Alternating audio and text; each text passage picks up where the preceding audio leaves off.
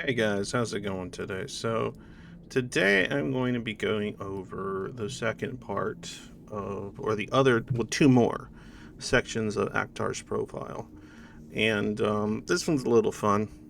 Um, so, the way I've handled these is basically I've thought about them over the course of the week, just kind of, thinking about my own experiences, the experiences of people I talk to, whether it's on the server, or in the comments, or in the emails I get, and things like that. So, I try my best to not just make it about my personal experience.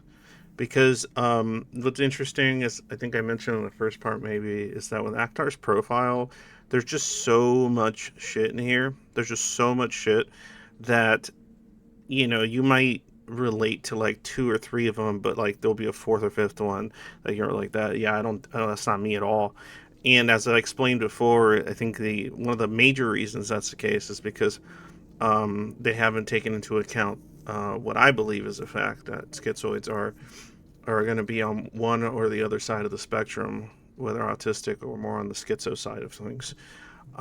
But considering how often very very different those cognitive experiences and the resulting behaviors tend to be, that are visible at least to others, and even the ones that are invisible, that are internal, yeah, they're going to differ greatly, and so there's going to be a lot of almost contradiction in this profile. But in any case, let me go over what is in social adaptation first, and then I'll go over love and sexuality. Okay, so as far as social adaptation goes, we have prefer solitary, occupational, and recreational activities. I mean, that somewhat goes without saying, right? I've noticed that a lot of schizoids will basically prioritize those recreational activities. Sometimes the recreational will become their occupational one. It just kind of varies. But point is, they do a better job generally by themselves. Um, this can become bad sometimes when it becomes a priority to only do it by yourself, even when, say, you need another team member or person to help you, say, lifting or moving something especially heavy, or taking on a task that is probably will burn you out and things like that when there's available help. I understand why they do it, but it can basically hinder them in many ways. Sometimes it can be a source of pride if they manage to accomplish something that they should have required help with, but they'll just break their back accomplishing it, and the pain that results from not having to have seeked out help can feel kind of good or something. But it just depends. It depends on what you're talking about, right? Sometimes the price is not worth the glory, if you will, of retaining pure autonomy and accomplishing the task all by yourself. So I'm not going to disagree with that statement regarding the sort of preferences, right? I think a lot of that preference comes or stems from the idea of, even in an unconscious way, of owing other people, or other people thinking they owe you, and the problems that come with that, especially the social dynamics that, as we're fully aware, schizoids would prefer to avoid. Marginal or eclectically sociable in groups. So remember, this is overt. So the ones on the left are the overt, the ones on the right are the covert. Okay. So I'll go over the overt first before we go into the covert. As I was saying, marginally eclectically sociable in groups. Marginal or eclectically social in groups. Now, I'm trying to think of marginally social makes sense to me. What I'm trying to figure out is, what does it mean by, oh, this is going to be bright. Woof. What does it mean exactly by eclectically, right? So when you're thinking of somebody that's eclectic, how does one eclectically do something? Yeah, that makes sense, because an eclectic person is somebody that takes from, like, I would definitely say I'm very much eclectic. Like, I gather information from various places and sources and lived experiences, and then I just kind of piece things together. I rarely have any like structure for like like my thoughts on anything. I can't really go like, oh, I'm a this when it comes to this. Like it's far too complicated, and there's way too much nuance for me to be able to do that. But how does one eclectically socialize? I mean, what I can imagine would be that um you socialize in kind of unconventional ways, maybe. I can imagine that to be the case. Like, for example, in my case, and I've heard other people sort of talk about that, they might be able to socialize in very specific settings, or in kind of very unique settings. Like, I know people that are, like I say, they're very good dungeon masters, and they can run a game and they can run a group, or they're really good at running groups in general or managing, right? It's a sort of kind of socializing, because there's a certain dynamic and everything else, but they can be really good at that. Um, in my case, for example, in my family, I'm like the board game guy, sort of. So that when like people are like, oh, we should play board games, or we should play a card game or something, or we should like, I'm like the usually the guy that has the thing, or I'm the guy that make like people think it's fun when I'm involved in playing it or doing it. And so because I like games and I like the dynamics of gaming and games, and that's a time in which I maybe I'm a little more lively, especially as long as the game is what's being concentrated on, perhaps. So I'm gonna say that it has more to do with our ability to adapt to more unique social circumstances, maybe. It's but not like the conventional ones. Anything like that has like a rigid set of strict rules and behavior is, I think, where like a lot of schizoids will either avoid it entirely or find it especially draining. That's my guess. Okay. Vulnerable to esoteric movements owing to a strong need to belong. See, this is interesting, right? If the schizoid had a conventional form of a need to belong, like the average person, they wouldn't have these esoteric methods of belonging or connecting to humanity, right? They would use the conventional routes, which are what community, being connected to people through religions, but not like the spiritual aspects, but more the community aspects, like the church going and the community and the friendships that are built from it, or neighbors, your neighborhood community. And even if you want to belong, like even your own family, right? It's just there's a concentration. I think most people to so they belong in their family. They play a part in their family. I think a lot of schizoids that's not the kind of belonging they might necessarily be searching for, or if they have, it's obviously failed multiple times for reasons that I think have to do more with neurodivergency than anything else, especially earlier in life. And I think that when the esoteric ways you can connect to other people are because they're more aligned with your sort of where your emotions lie, right? These kind of idiosyncratic or different sort of ways that you can attach to things. Like in my case, it'll be concepts and ideas and symbols. Somebody else, it might be like systems or structures of a it could be everything from like physical structures or like a something like sets of customs and rules that make sense to them, or it could be on the other side of things. I would say it could be the lack thereof of such things, so I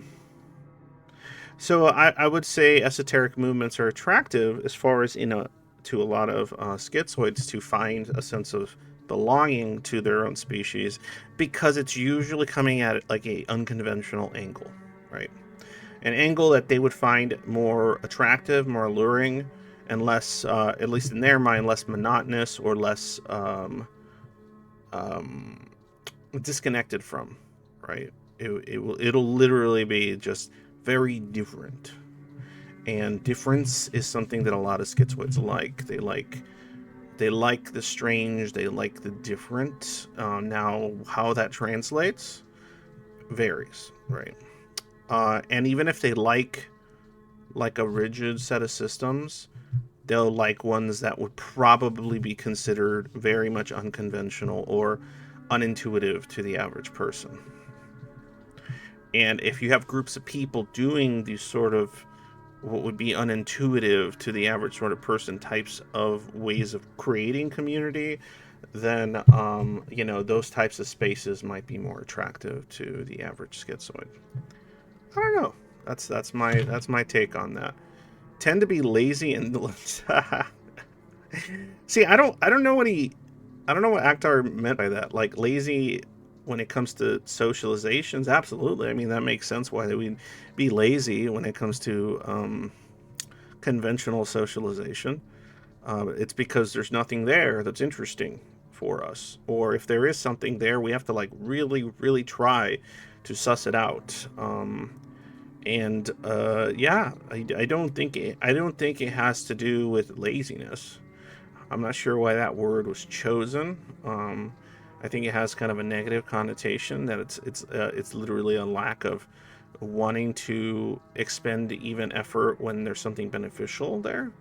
The problem is I think for most schizoids, regardless on what side of the spectrum they're on, most conventional sort of socializing, connecting to other people, friendships, friend groups, blah blah blah, romantic relationships, they're generally providing rewards that are uninteresting and unmotivating. And because of that reason, well, you'd be lazy too, right? I mean, what? I mean, would you call it laziness if you like the whole Sisyphus thing, right? Would it be lazy to not push a boulder up a hill? Like if you didn't need to, right? Like there's no goal. There's no um there's nothing in particular that you would get or be rewarded from pushing that boulder up a hill. Would it be lazy for Sisyphus to finally rest? To stop doing toil that has no reward. That's an interesting question, I think.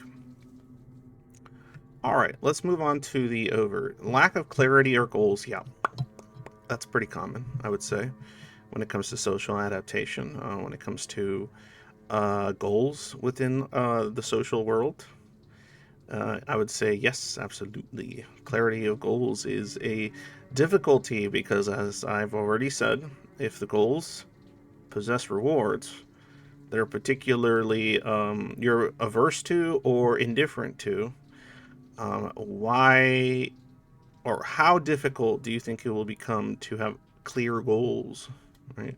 You have to associate your goals to other things that you actually care about, and then oftentimes that requires achieving tasks in some kind of like um, sort of like not run around, but like indirect manner in which it'll actually affect the goals you do have.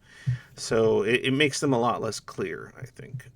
Weak ethnic affiliation. I've talked about this before as well. I'm Latino. I'm American. My parents are from Costa Rica. I don't. I feel no connection to any of that at all. Zero. Nothing. Being Latino means no different to me than being 6'1". Like it's just a thing, right? It doesn't really change anything. I might joke if about it if people that do care about that stuff are joking about it just because they find it funny. But I don't actually care that I'm Latino. I don't care that I'm American. I care about aspects of it that might have taught me a lesson or two or certain types of experiences associated with it. But it's very, very much not a thing for me. Uh, it's just never been. And I think for a lot of schizoids, it's the same thing. And I've heard this coming from their mouths many, many, many times, right? Especially if they come from a culture that has particularly strong traditions or customs that are ethnicity or nationality based. For example, a lot of African American or Black, whatever they like to say now, on the internet, because I don't know, people get in trouble for everything now, so I'm not sure. But a lot of Black schizoids I talk to, basically, they feel this, especially a lot of Latino, a lot of Asian um, schizoids I've talked to, because there's like certain customs, certain cultural norms that are kind of more what's the word, socially enforced by some of the peers or family members in that ethnic group or affiliation, and so then they stand out like a sore thumb even more, right? Especially like for example, if you talk to somebody that's from Poland or something, or Finnish, right? It'll be a little bit easier culturally to not for other people not to notice how unattached or disconnected you are from your ethnic affiliation, right? Because there might be some cultural norms in that country that kind of are like in conjunction with your personality anyway, like people keeping to themselves, and privacy, and maybe not speaking about certain things, or being too loud in public about this or that, like things like that, right? So if that's a custom, or if that's pretty normal in a place, say like Japan, or in Finland or something, like those types of customs kind of fall in line with the behavior that the schizoids comfortable with more often than not, right? But if you come from a ethnic affiliation that has a lot more, like in my case, right, in the Latino case, and if there's any Mexican or Central American schizoids out there, you kind of know what I'm talking about. There's like this emphasis in family, in family gatherings, you greeting everyone, this sort of like uh, kind of more bombastic communication, um, and so there's just a lot more, especially with Latino. There's always gatherings. Any excuse to get the family together, it's gonna like happen. It's gonna happen a lot, and obviously that's not gonna really work for a schizoid most of the time, because they're not want to go to these gatherings, and not going to these gatherings is considered kind of a slight, or people worry about you because you're not going to them. Everyone goes to them in our family. So it's that kind of sort of stuff that I guess would be considered a weak ethnic affiliation, right? In that sense.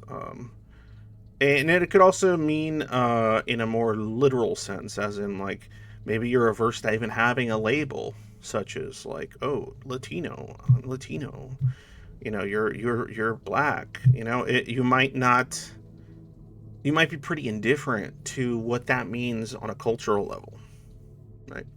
And so and yeah, you might, unfortunately, that means you can get shit from all kinds of sides because of it. And I've heard those stories many times. Peers within the same group that have a similar ethnic affiliation, basically mocking you or considering you lesser than, because you have that kind of, you're different, you're standing out, you're different, you're not really these kind of affiliations and these customs associated to that affiliation aren't running intuitively to you, and it's noticeable to others. Or if you're good at masking, you do them, but then you kind of get burnt out, or you're actually pretty ambivalent toward it. Okay. Usually capable of steady work. Yep, I would say so. I mean, like once a schizoid can find like a decent job and they don't bother him or her, they'll stick to it for a long time. I know that most jobs I've had, I stayed there for a few years. Most of the time, the only reason I stopped working at somewhere is because they started like messing with my autonomy, or the place closed down. Like it would literally like be like 3 years working there. I was always kind of cursed when it came to that. I'd work places for like 3 or 4 years, and then they would shut down or something would happen, and I'd be like, okay, well, time for the next thing, I guess. There's only been twice where I actually actively quit, and that was because, again, they started to try to take away my autonomy that I worked for at that position, either because there's a change in boss or management, and they don't care how long you've been there and that what you're doing. They want to just throw their weight around, and that doesn't fly with me. Okay, capable of passionate endurance in certain spheres of interest. Yeah, no, I mean that makes sense, right? Like I was saying with the, I know schizoids that are like very much tabletop RPG type players or gamers, and they'll do a lot of kind of indirect socializing, all like in for significant periods of time, because it's within a certain sphere of special interest, right? And they'll tend to they'll have like friend circles, but it'll only be about that thing. If you ask them, are those people like your close friends? Do they know about you? Do they know about what you think, how you feel? They're probably gonna say no. There might be like one, but most of them it'll just be like no. They're just people that I like to play the games with because they like the games and I like the games, and or I like this and they like that, and we can talk about this or that. And as long as we're doing that, then I'm a happy camper in that situation. I've heard that one many, many times. Okay, let's move on to love and sexuality. All right. So let's see here. Asexual, sometimes celibate. Yeah, that's pretty common. I would say that's very accurate. What's interesting is the reason for the celibacy or asexuality can differ significantly depending on where they're coming from it. So, like for the more autistic schizoids, I would say a lot of the times it has to do with like the awkwardness of physicality, sensory issues, sensitivities, or just a general disinterest in things like procreation, or any risk that would develop from procreation. With the more schizo side, sometimes they see it as like a because they might be disassociated from their bodies. They see it as some kind of like lesser form of a motivation because it's like base and animal like, and they don't want to be attached to their bodies and how they feel. And in fact, sometimes it'll go beyond just asexuality. A it'll be like a resentment of their own physical needs, right? Like the fact that their body sometimes asks for certain types of release, and they know it, and then they have to like, you know, well, do what they have to do, and they kind of resent their own body for it and stuff. And I think that has a lot to do with that kind of what can sometimes be essentially an over prioritization of autonomy, right? It's just like, well, um, having a need or a want that is outside the sphere of your primary interests or things you're motivated by can feel like cumbersome, or like it's trying to control you, or it's a part of you that isn't really you, and things like that. And I don't think that's true at all, obviously, but it can feel that way for a lot of them. And then you got the schizoids that are very much healthy libidos and stuff like that. And they are very much sexual, but they're still, even the sexual ones oftentimes are not intimate. So they might have partners and such, but it's more because they find enjoyment in the physicality of it. And they figure if the partner is finding enjoyment in it, it's a win-win, right? So, I mean, there are situations like that, right? And then I've talked to schizoids that have these sort of inclinations, but they're more like it's more internal fantasy oriented. It's more like these kind of romances that only exist in their head. They might have some sexual elements involved. A little, some certain types of almost like it can be like eroticism. Sorry, not eroticism. Erotomania type stuff. There's another term someone taught me a while ago. I'm stupid. I can't remember things. That's similar to that. Lindrance. I can't remember, but it's like this kind of creation of another person in your mind, like almost like a tulpa that's only in your internal fantasy, and then maybe having sort of masturbatory fantasies about that kind of fictional version of the person that you've created in your mind. So because obviously you can control that setting, right? It's a fully autonomous. And you can avoid any of the normal uncontrollable sort of social machinations of the relationship, even if, like, like I said, it's fictional, it's only in your mind. But hey, maybe it still provides a certain release and such when needed. Free of romantic interests. I wouldn't say free of. It might be perceived that way because they're not seeking out actively people to have romance with, right? I've spoken to schizoids that are very much have romance in mind in their fantasies or in their thoughts, or they might even have philosophical perspectives on love and romance, and they can be very, very, like, they can be cheese balls, right, about this stuff. But would but from the outside, somebody might perceive, well, this person's not interested in romance at all because they're not dating, because they're not going out and looking for people. Sometimes I've known schizoids that are very much romantic, but they have no interest or very little interest in sex. Right? They actually see that as like the part of romance that they find the least attractive or least interesting. I think the attitude I've heard a few times is, I'm not really interested in sexuality, but if I found someone that cared about me and I cared about them very deeply and we had a unique connection, then I would partake in it with them because I would want to, obviously, if it makes them feel good, that's good. And I don't need it, but I wouldn't have too many problems participating in that with that person in particular, you know? So I've heard stuff like that. And that's, I mean, arguably, that's incredibly romantic, right? Because it might seem like ambivalence or whatever, but it is incredibly romantic. It's the idea that they basically only are willing to engage in something that they find kind of either indifferent or somewhat aversive, but with that person in particular, it's comfortable, it's fine, and they might find themselves enjoying some moments of it, right? So it's just it's an interesting thing, and it's like I said, in a very unconventional, very idiosyncratic way. I think it is a very, very much romantic way of approaching such things. I don't know. Averse to sexual gossip and innuendo. Yeah, that's pretty common. I would agree with that.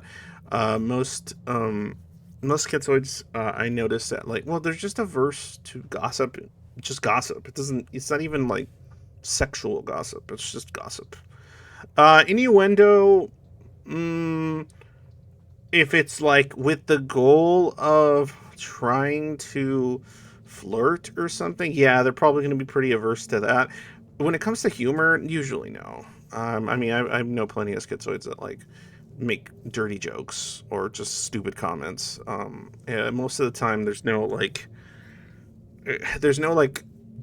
it's just literally just shit posting almost every time, right? But yeah, but gossip, yeah, of any kind. I don't know very many schizoids that like to, that they sometimes they'll lie. I notice they'll like gossip, but only when it's coming from like a source that doesn't require,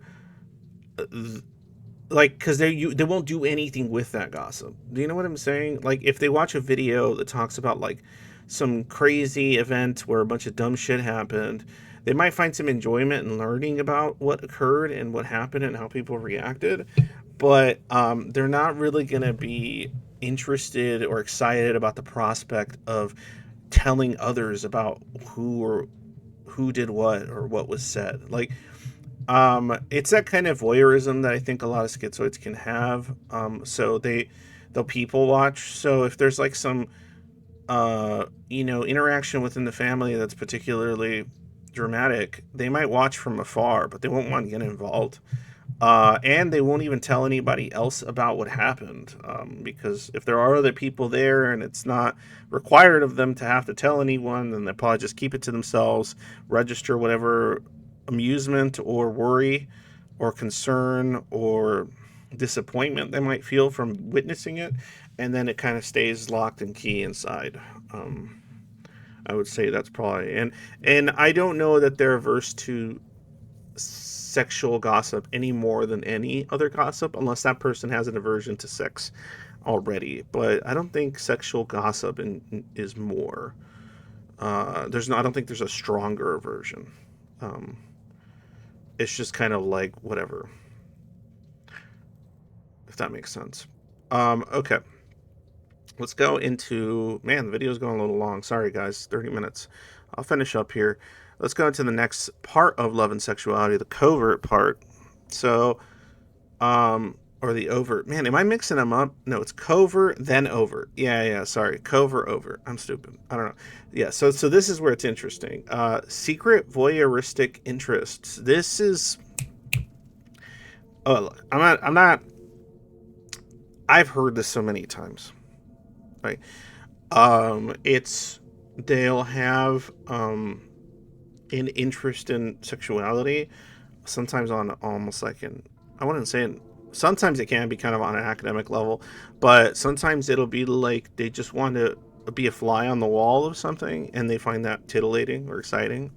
They want to witness something from afar. It is like they want to witness something sexual but not be perceived by those participating in it. I know, like for like, okay, here I'll give you an example. Right, this might be a little TMI, but whatever. We're all adults here. At least we should be. Don't watch my channel if you're not over 18 sometimes, because I'll, or whatever. Adult subject right now coming up. So for example, when it comes to when it comes to something like pornography, right? I do not like it when the people participating are paying attention to the camera or the viewer. I cannot stand that. I can't watch that. I can't use that. I do not like that they acknowledge that it is a video and that you're performing for the viewer. That is an absolute just turn off. And the ones that are more interesting are the ones where it is just probably amateurish stuff where it's just people recording something that they would be doing regardless, right? Like a couple, and they just maybe they even find the idea that somebody may watch this exciting to them, but the anonymity of it, right, as well. So aspects like that, yeah, I mean those would fall in line with preferences, and I would say those types of things, those types of elements. I don't know. Like for example, I know I knew somebody that told me that they only watch pornography where the people's faces aren't shown. So it would just be the body parts, or the from it'll be like neck down, and because they don't want to see the people, they just want to see because then maybe they can, like, I don't know, imagine faces that they want on them, or just not think about the people part and just look at the carnal stuff or whatever. Like I've heard that stuff. I've heard people that like stuff where they don't want people to be like, they don't even want to see the genitals, right? They just like the other stuff about it, and the sound and things like that. But they're not really a fan of seeing all the bits and pieces. So they'll be like really kind of. I don't think it's just voyeuristic. When it says secret voyeuristic, what I'm thinking in my mind is they want to be able to witness something sexual if they're in fact interested in sex, without being perceived themselves. And the less perceived they are, the better, right? So I can understand that, because involvement would put obligation, expectation on the person, right? So that's like yeah, there you go. But anyway, vulnerable to erotomania, yeah, that's like it's kind of like what I said prior, right? It's something like erotomania, but there's also limerence, I think was the word for it. But I can't remember. But point is yes, like they schizoids will oftentimes be prone to creating like fantasy versions of people they are either romantically interested in or sexually attracted to, or they might be sexually attracted to an aspect of them. So it might not even be the person themselves specifically. It's just some aspect that they display, or behavior, or an attitude that they kind of exude, an energy, an aura, if you will. Um, I don't know. I don't know. Let's see here. And a tendency toward compulsive perversions. This is what's interesting. Compulsive perversions. Uh, I don't know how they would even be able to tell if something is necessarily compulsive, right? Because it might just. But I would say that it's true in the sense that I have witnessed a lot of people when they've talked about certain things or mentioned certain things. We do have a sexuality section in on the server where people sometimes post things about their interests in that department, and there will be a lot of fetish. So, not necessarily person or body part oriented or object oriented, but they will the theme oriented sometimes, yes. But there will be. I would say there's probably a lot of fetish in the schizoid world when it comes to that department. They might be, it'll be like really idiosyncratic or different sort of stuff. I mean, and I'm not surprised, honestly, all things considered. And a lot of the things that like might be considered fetish in a neurotypical sense might be pretty. It might just be neuronormativity applying that to be a fetish, right? Maybe there are neurodivergent people that are more attracted to specific features or things about people or sex itself that might be considered on a neuronormative level a fetish, but might be pretty normal or intuitive for certain types of neurodivergent people when it comes to something like their sexuality. So there's that. There's that. In any case, guys, I hope you enjoyed hearing my thoughts on these next two. I will do a part three. Well, I'll finish it up with the last two on Akhtar's profile. If you have any questions, please post them in comments. I'll see if I can get around to them. Please join the server, the Zoid Void, and also remember, just a quick promotion, we are still signing people up for me and Joanna's Schizoid support coaching group. Joanna from Mind Mastery, check out her channel Mind Mastery. She is a Gestalt psych coach, and I work with her, and we work together, and we run groups of like 7-8 people, and we get into it. We get into some nitty gritty, and it's once a week, and it's 8 weeks, and it does cost money. But I'll tell you right now, it's cheaper than a lot of programs that try to do similar for other stuff. I'll tell you that. But yeah, it's an 8 week 1.5 hour once a week. Please check it out and try to fill in a seat there because I don't know how long they'll last. Usually, the last week leading up to it will start like filling up really quick. So, but take advantage if you have the cash to do so. All right. Talk to you guys later.